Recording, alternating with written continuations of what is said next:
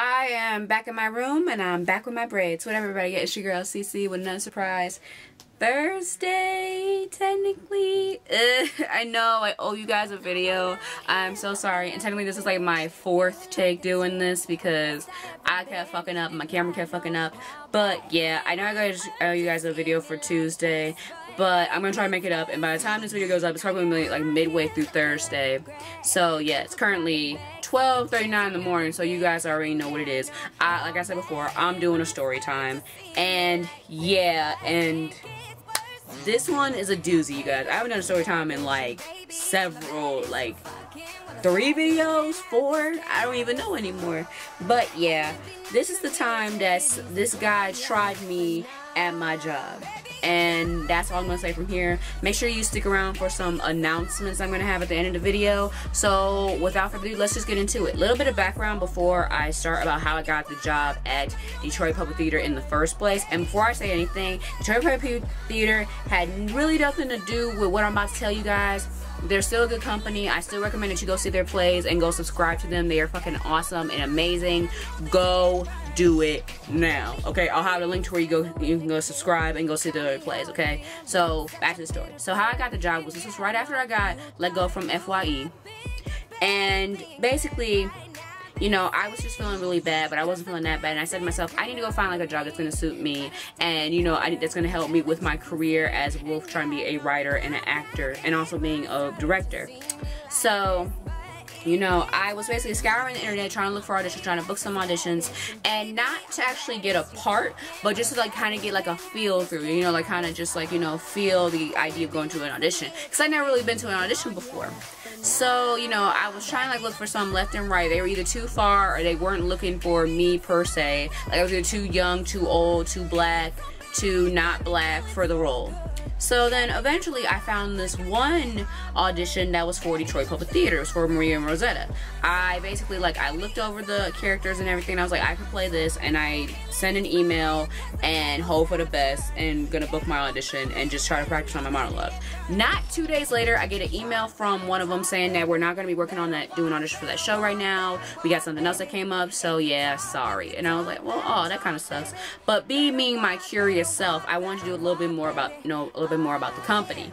So, because I never heard of it before. So I Googled Detroit Public Theater. I saw their website and everything, and I was looking around, and I had saw they were looking for interns, and it was like $100 a month.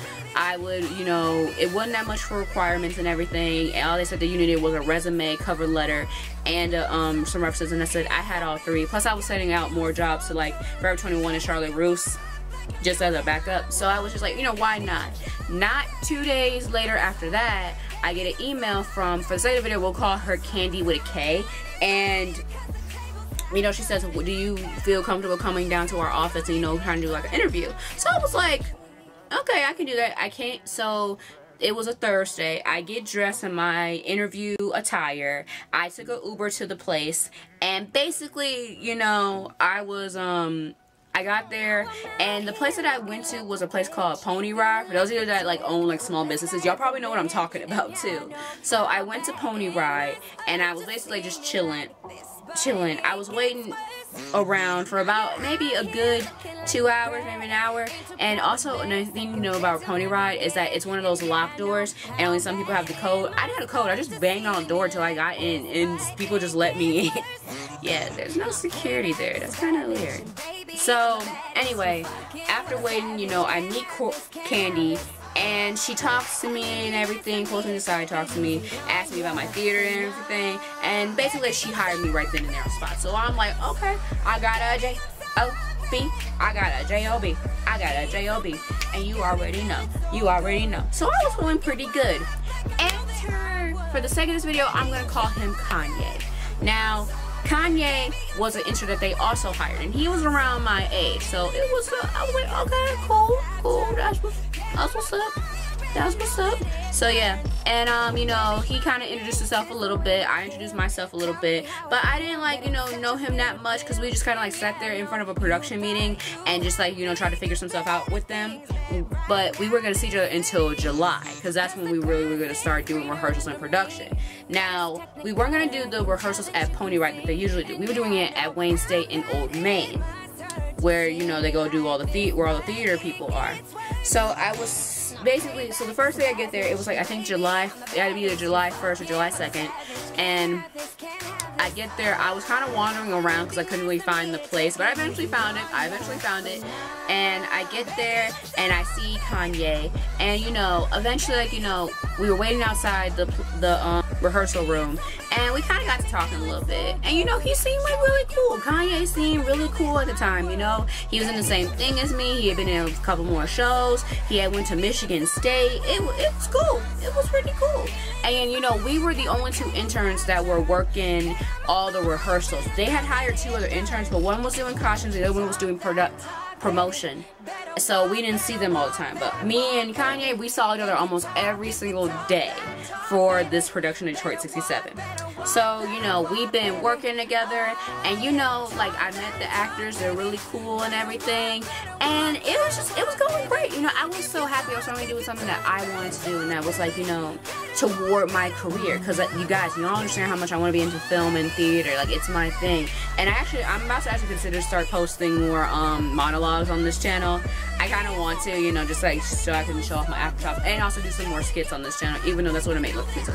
But anyway, another point, back to story. So we started working with each other for like about a whole month, just going through he's blocking, I'm feeding lines, it's great and everything. And one thing you know about me, for any of my future employers, I'm the kind of person, like, I'm gonna work hard, but I'm also gonna kind of like joke around a little bit. Like, you know, I like to joke, I like to crack jokes all the time. Ironically, except when people are roasting me from afar, you know who I'm talking about. Anyway, but yeah, I like to crack jokes all the time, and, you know, that's just me. I'm just kind of a fun, bubbly person, you know what I'm saying? So, yeah. So, yeah, I, was basically just like, we were working together, and the actors seemed to really like it. I would interact with them. There was even like times where like people would say, oh yeah, you guys are such like a good team, like you guys are amazing, you guys are a great duo, you know what I'm saying? I was like, you know, thank you. And, you know, maybe I had a little bit of crush on Kanye, you know, kind of a little bit, but it was a little bitty crush. And I kind of had a girlfriend. I was like, you know, it's cool, he can still be best friend material. Fast forward to a month later, on the last day of actual rehearsal, before we get the set and start actually doing a show, because our first show was Sunday at Claremont, where actually the Detroit 67 actually took place. So I usually, when it comes to me, when I would get there, when we have morning rehearsals, I would usually get there around like early, because production has to be there early before the actors. And I would get there, I'd be like the first one in, you know, and the door would be unlocked and everything. And, you know, and usually Kanye was there to follow after. And the woman who was in charge of both of us, for the sake of this video, we're gonna just call her Anna. And Anna, she has stepped out for a second to go get something from her car. So, you know, I'm setting up everything, you know, getting all the props and everything ready so that way they can go through there and do their thing. And then Kanye is just staring at me. Like, he's just looking. And he's looking real good. And I'm like, I'm kind of looking at him like, why are you looking at me like that, bro? Like, you're being weird. You're being different. You know what I'm saying? So, after I kind of like take a moment to catch my breath from like setting up everything, he says, Sierra, can I see you for a second? I'm like, okay. And he pulls me to the back where you can't see me, because I'm in the back where I go to do props and everything. And basically, like, you know, he said, can you sit down for a second? Now, let me tell y'all something. For all my youngins watching this, because I know like a lot of y'all, like 13, y'all be watching me in my videos, which, thank you. If anybody ever tells you to sit down when they try and talk to you, it's a business tactic. It's a tactic used in a lot of offices and business and corporate companies. Basically, it's to make the person that's talking to you feel higher in higher hierarchy. If you're sitting down and they're standing up, it's them making them feel like they're over you or whatever. So then, and unless like, you know, it's like your teacher, your parent, or like adult authority, or let's say like your boss or whatever, if somebody ever tells you to like sit down, don't do it. Just be like, you stand up, like, you know, stand up proud and stand up tall and proud. That was my mistake. So I'm like, because basically I was saying like, why you guys like, why do you want me to sit down? Like, you know, you can tell me up here, I'm right here. And he said, just sit down.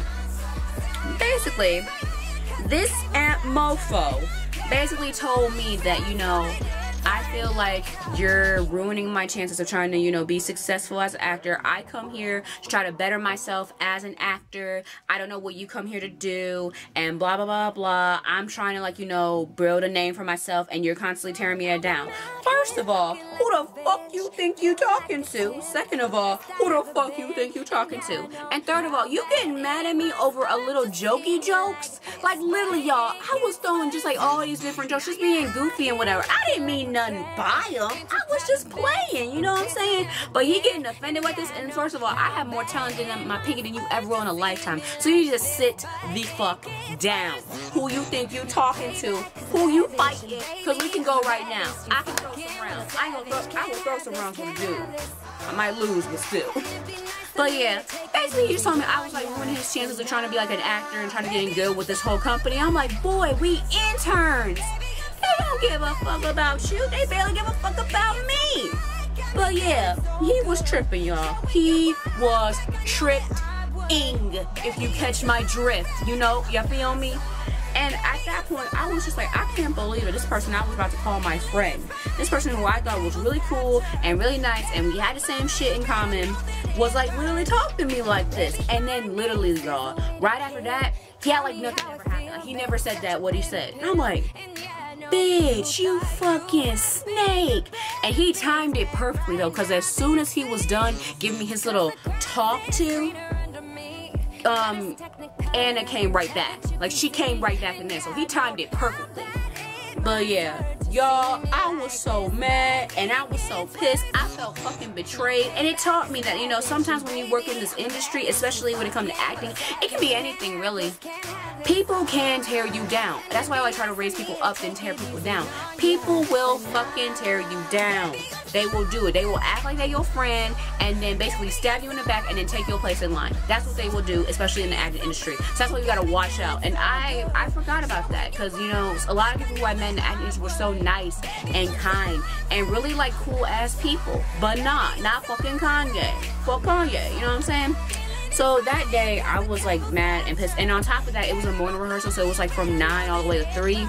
And after that, I had a doctor's appointment, which was about to be 2 hours longer. And after that, like I said this before, by the time I was doing like this internship, I was also in school and taking 3 classes at Wayne County Community College.